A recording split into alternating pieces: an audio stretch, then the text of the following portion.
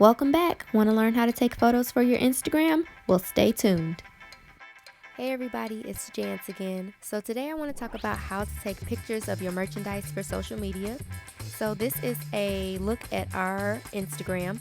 As you can see, a lot of the backgrounds are very plain, very white, very basic.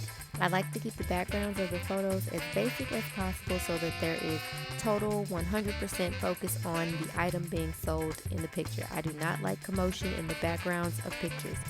It is so distracting to me. Sometimes I take pictures of other items in the store, just a general overview of the store, but for the most part, we focus in on particular items that we are trying to sell. So, this is a look at a day we were taking photos for our Instagram. So, as you can see, we are just using your basic poster boards. You can get them at like Walmart for about $3. We switch the colors, we play around with the colors just to see which background we like best with whatever the product is. Typically, I use my iPhone and natural light, so I'm usually next to a window. For this particular day, we were using a ring light. You don't have to use a ring light, it's not necessary. We actually had the lights off in the store this day because we didn't want the shadow from the lights above reflecting against the light from the ring light.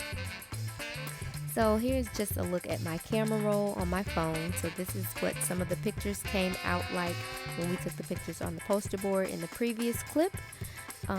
So yeah, I like to put the poster boards on top of each other sometimes to give the background a little bit of extra flair. But yeah, it's super easy. We like to take pictures of items on mannequins because, ladies, as you know, things look totally different on a body sometimes than they do on a hanger. So use a mannequin if you can.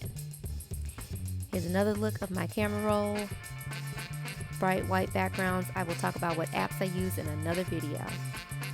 So that is all, and thank you for watching.